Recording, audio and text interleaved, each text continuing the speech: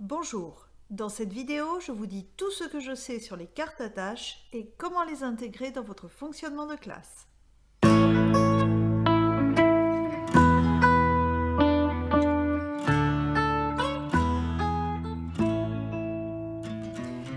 La première question qu'on pourrait se poser, c'est de savoir ce que c'est que des cartes à tâches. Eh bien, comme leur nom l'indique, il s'agit de cartes, généralement plastifiées, avec une tâche à réaliser dessus.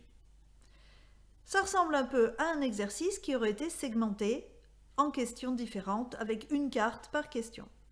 Sauf que les cartes à tâches, ça attire bien plus les élèves qu'une feuille d'exercice. J'ai découvert ce type de support il y a quelques années quand je parcourais des blogs d'enseignants canadiens ou américains. Il faut dire que je m'intéresse beaucoup à ce que font les enseignants anglo-saxons. Je trouve qu'ils ont une vision un peu différente de la nôtre du développement de l'enfant et de sa posture dans la classe. C'est d'ailleurs pas pour rien que le flexible sitting vient des pays anglo-saxons. Plusieurs raisons peuvent expliquer le succès des cartes à tâches auprès des élèves. La première raison, c'est que l'activité est scindée en plusieurs tâches, une tâche par carte. Du coup, le travail paraît plus facile et moins rébarbatif.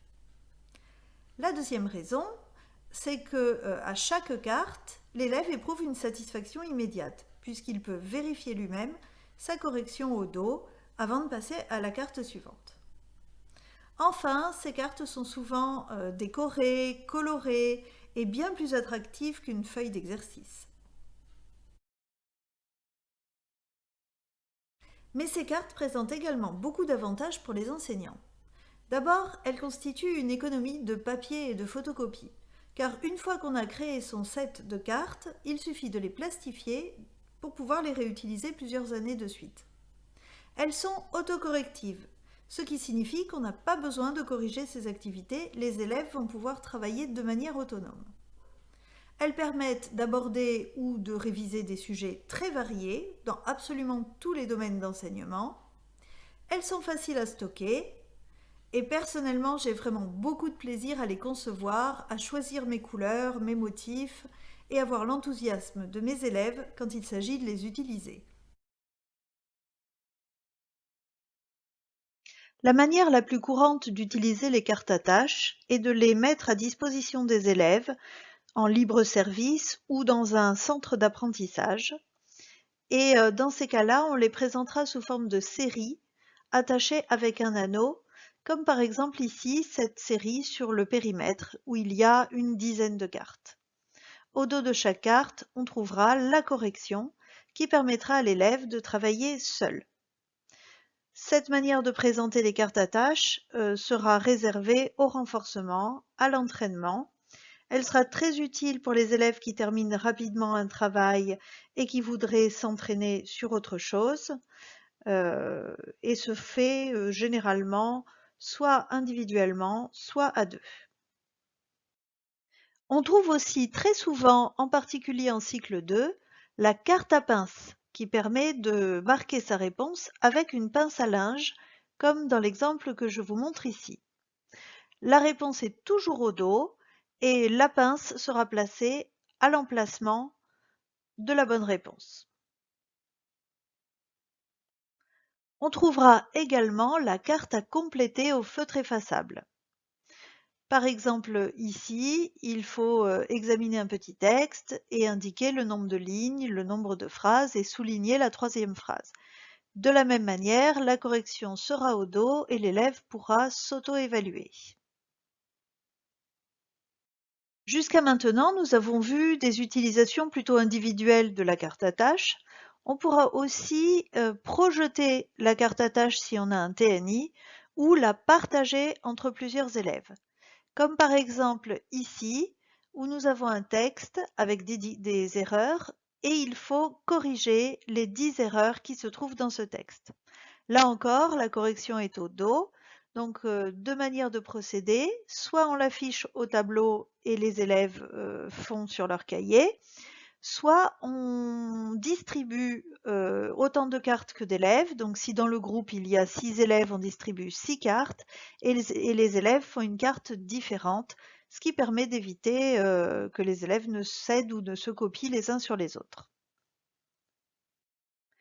Autre exemple de travail à projeter ou à partager, ici nous avons un texte à transposer au présent, donc la correction se trouve au dos, et comme vous pouvez le voir, les cartes sont numérotées, ce qui permet à une première séance de distribuer les cartes et que chacun fasse une carte différente, et à la séance suivante que les élèves ne refassent pas la même carte.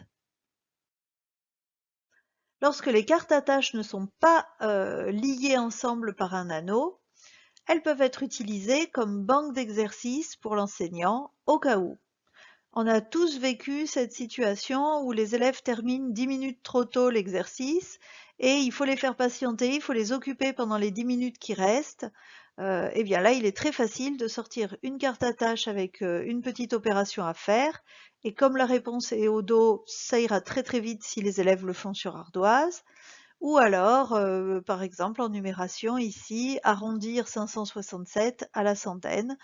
Donc voilà, on n'a pas besoin de réfléchir, il suffit d'attraper une carte et de la proposer. Ça peut également être utilisé au moment d'un rituel. On peut aussi proposer des cartes à tâches pour occuper les élèves qui ont fini leur travail et qui ne soient pas directement en lien avec les apprentissages.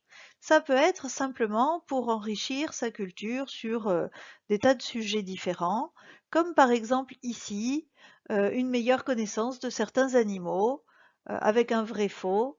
En général, les enfants aiment beaucoup ce type d'activité. Autre exemple d'activité qu'on peut proposer à ces élèves lorsqu'ils ont terminé un travail et qu'ils veulent s'occuper en autonomie, le casse-tête, des petites énigmes à résoudre plus ou moins rapidement. Celle-ci, par exemple, vient du site monecole.fr et généralement, les élèves apprécient beaucoup ce type d'activité. Au fait, si cette vidéo vous plaît, merci de mettre un pouce bleu et de vous abonner à la chaîne. Cela ne vous prendra que quelques secondes, mais pour moi c'est très important car cela me permettra de gagner en visibilité. Vous pouvez aussi me laisser un commentaire si vous souhaitez que je traite un sujet en particulier.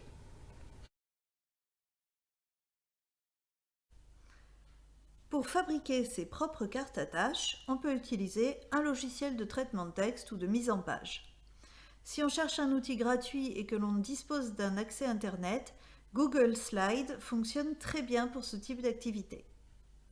Personnellement, j'utilise PowerPoint pour la facilité que cela me procure pour déplacer les différents éléments sur la page. D'ailleurs, dans une prochaine vidéo, je vais vous montrer comment créer vos cartes à tâches avec PowerPoint en pas à pas. En attendant, vous pouvez en récupérer sur différents sites d'enseignants en cherchant sur Internet. Les mots-clés que vous pouvez utiliser sont carte à pince, carte à tâche ou task card, T-A-S-K-C-A-R-D. Et vous devriez vraiment trouver de quoi télécharger, imprimer, plastifier et découper.